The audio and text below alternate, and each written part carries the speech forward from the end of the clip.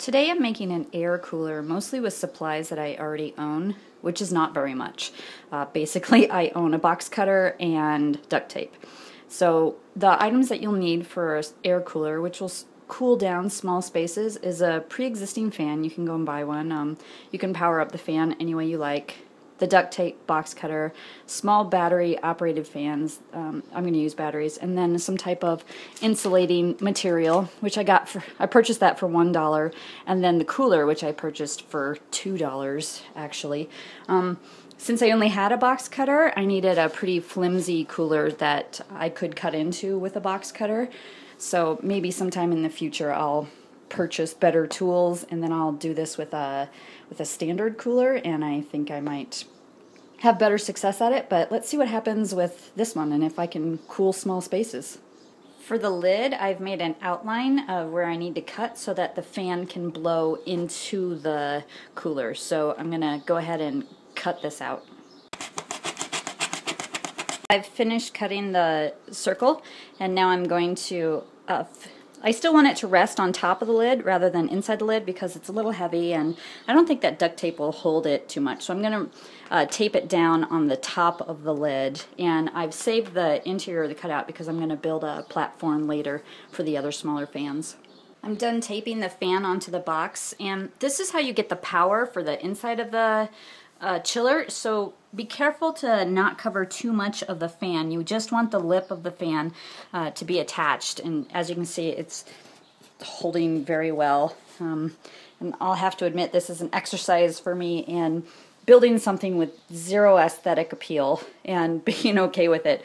I might end up covering it with more duct tape, and then I'll call it the Phantom Chiller or something like that. Now that the lid is complete, I'm ready to cut the next set of holes.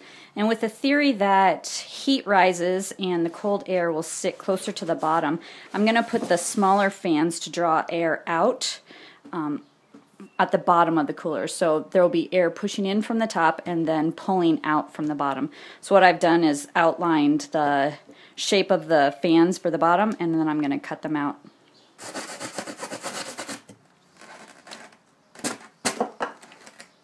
The holes are cut, and probably on the video you can't see that I have the fan spinning so that it will fit through the hole without hitting the sides. And I'm probably going to finish the edges because I don't want these little ball bits flying all over the place, so I'm going to finish it with duct tape. I've finished the edges, and nothing says homemade like duct tape, I guess.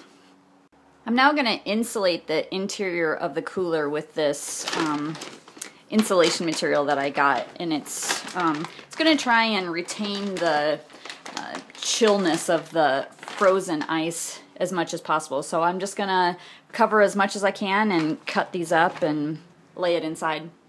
I've finished insulating the lid, and now I'm going to insulate the cooler as well. And I just wanted to show you how I used the scrap styrofoam to build ramps on the inside. So there's some platforms that the fan just rests inside of, and that way I can change out the battery or turn it on or off, or perhaps not use the fans if I want to. And now I'm going to insulate it.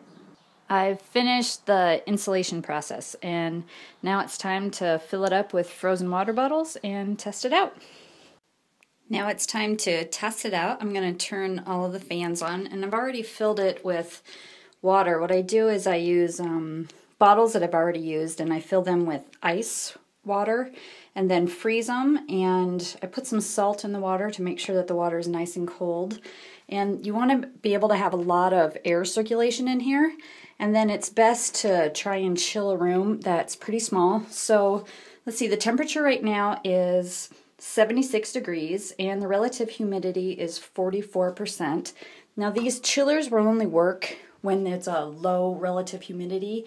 So if you live in a place that has high relative humidity, this is probably not going to work for you. Here is the air chiller in action. I don't know that you can see that the fans are going, and I'll come back in a couple of hours. It's been 30 minutes, and it looks like the temperature's gone down 1 degree Fahrenheit, and the relative humidity has dropped a little bit. I'm pretty sure I do not have enough Oh, look at that. The temperature hasn't changed at all. I'm pretty sure I don't have enough ice in the cooler. I just took the lid off after 30 minutes, and it's definitely not even a little bit cool in here, and I'm starting to lose the ice already. So I think next time I'll fill it up with a lot more ice, and it'll probably work better. I can say that the fan was pretty cool, so if I were to sit in front of it, I would feel the cooling effects of it, but it didn't have an effect on the room with just the small quantity of ice that I had. Here's attempt number 2. I had completely forgotten to put these ice packs in the cooler last time. So there's ice packs and the 4 bottles that I had before. So it's pretty full. It's currently 42% relative humidity and 76 degrees in the bathroom. So I'm going to try this out with more ice. Okay, now it's going. It has a lot more ice in it, and I'm standing right in front of it, and I'm freezing. It is significantly colder with a lot more ice, and you can see that ice packs are down a lot lower too, and it's pretty cold, so I'm anxious to see how cold it gets. I'm back now, and this is the conclusion of attempt number 2. It's been about 30 minutes with the more ice, and let's see where we are.